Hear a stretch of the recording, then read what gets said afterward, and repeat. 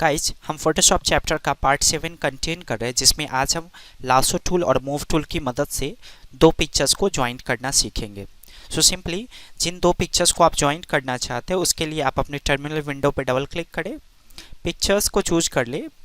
जैसे मैं एक ये पिक्चर्स को चूज कर रहा हूँ, फिर दोबारा डबल क्लिक करें और किसी और पिक्चर्स को चूज कर ले। जैसे कि मैं दूसरा ये वाला पिक्चर्स चूज कर रहा हूँ। अब आप चाहते हैं कि मैं इन दोनों पिक्चर्स को ज्वाइंट कर दूँ, तो लासो टूल की मदद से ऐसा कैसे करेंगे, आप मुझे प्रॉपरली फॉलो करें। सबसे पहले आप क्या करोगे, आपको डिसाइड करना है कि आप इस पिक्चर्स को इस पे रखना चाहते हो या इस पिक्चर्स को इस पे रखना चाहते हो। ऑब्वियसली इसका बैकग्राउंड बेहतरीन है, इसलिए मैं इस पिक्चर्स को यहाँ रखने वाला हूँ। सो आप क्या करेंगे, लासो टूल की मदद से इस पिक्चर्स को सेलेक्ट करेंगे। सेलेक्ट करने के लिए पिक्चर्स पे एक बिगनिंग पॉइंट को सेट करें, यानी कि कहीं पे एक बार क्लिक करें और वहाँ से बिना क्लिक किए हुए माउस के द्वारा आगे की ओर बढ़े। फिर जहाँ से आप टर्न करना चाहते हो वहाँ पे माउस का बटन दबाएं, फिर आगे की तरफ बढ़े, फिर टर्न करें ऐसे, फिर क्लिक करते रहे। जहाँ से आपको लासो टूल को टर्न करना है वहाँ पे क्लिक करना ना भूले और इसको प्रॉपरली सेलेक्ट करें धीरे धीरे। जैसे आपका हाथ फ्रेश हो जाएगा आप स्पीडली सेलेक्ट कर पाएंगे। ऐसे इस तरह से आगे बढ़े, ऐसे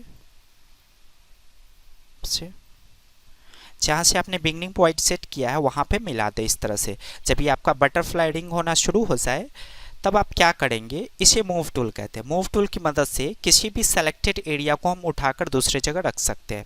तो हमने क्या किया, लासो टूल से इस एरिया को सेलेक्ट कर लिया जिस एरिया को हमको इस पे रखना था। अब मैं मूव टूल से अगर इसको मूव करूँगा तो वही एरिया मूव होगा जितने एरिया को मैंने लासो टूल से सेलेक्ट किया है। अब इस पिक्चर्स का हमें कोई काम नहीं है, तो इस पिक्चर्स को मैं इस तरह से रिमूव कर सकता हूँ। अब इस पिक्चर्स का साइज अरेंज करने के लिए आप कीबोर्ड से कंट्रोल के साथ टी बटन प्रेस करेंगे। ये ट्रांसफॉर्मेशन स्केल है, आप इसको इस तरह से यहाँ से स्केल कर सकते हैं। आप अपने ज़रूरत के अनुसार इस पिक्चर्स को स्केल कर ले। जिस तरह का ये पिक्चर्स आपके पिक्चर्स में शूट करेगा उस तरह से आप इसको ऐसे स्केल कर ले। गाइज अगर आप चाहते हैं कि ये पर्टिकुलरली जैसा इसमें सूट होगा उस तरह का दिखे, तो आप इसके अनुसार ही इसका साइज अरेंज करें। सपोज करें कि मैं इस तरह का इसका साइज अरेंज कर लेता हूँ। फिर जब ये ट्रांसफॉर्मेशन का वर्क कंप्लीट हो जाए, आपका साइज जितना आप चाहते हो उतना कंप्लीट हो जाए, तो सिंपली आप डन पे क्लिक करें। अब इसमें एक प्रॉब्लम है, इसका जो हेयर है उसका इंटायर एरिया रिमूव हो चुका है। अब इस हेयर के इंटायर एरिया को हम किस तरह से बनाएंगे उसके लिए आप मुझे फॉलो करें। सो ऐसा करने के लिए आप क्या करेंगे, क्लोन स्टैम्प टूल का यूज़ करेंगे। क्लोन स्टैम्प टूल का मतलब है आप किसी भी एक जगह के एरिया को दूसरे जगह बना सकते हैं। तो आपको करना क्या है, यहाँ पे जो इसके हेयर्स है इस हेयर्स को क्लोन स्टैम्प टूल से सेलेक्ट करना है। तो ये वाला जो आप एरिया देख रहे हो हेयर का, इसको सेलेक्ट करेंगे क्लोन स्टैम्प टूल से। ऐसा करने के लिए कीबोर्ड से अल्ट बटन को दबाए रखें। जब इस तरह का टूल का साइन चेंज हो जाए तब माउस का बटन एक बार दबा दे। ऐसा करने से आपका जो हेयर होगा वो क्लोन स्टैम्प टूल से सेलेक्ट हो जाएगा। जब सेलेक्ट हो जाए तो फिर अल्ट बटन को छोड़ दे और माउस का बटन छोड़ दे। फिर आप माउस का बटन दबाए कहीं भी जहाँ पे आप इंटायर एरिया को बनाना चाहते हैं। देखिए इस तरह से बन गया।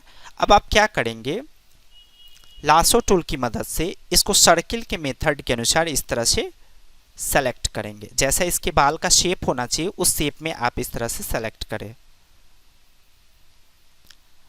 ऐसे इस तरह से फुल्ली राउंड फिगर में ही आप सेलेक्ट करें ताकि पता ना चले कि आपने इस बाल को बनाया है। फिर आप एक्सटायर एरिया की तरफ से मूव करते हुए वहाँ पे ज्वाइंट करें जहाँ से आपने शुरू किया है। फिर कीबोर्ड से डिलीट बटन को प्रेस कर दे, फिर राइट क्लिक करके डीसेलेक्ट कर ले।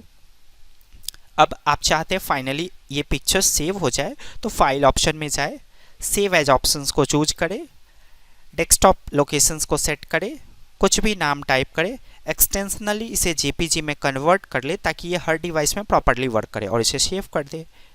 जब ये सेव हो जाए तो फोटोशॉप के टर्मिनल विंडो को मिनिमाइज करें और चेक कर ले क्या आपने जो पिक्चर्स को बनाया है वो प्रॉपरली फंक्शन कर रहा है। So thanks for watching my videos guys, have a great day.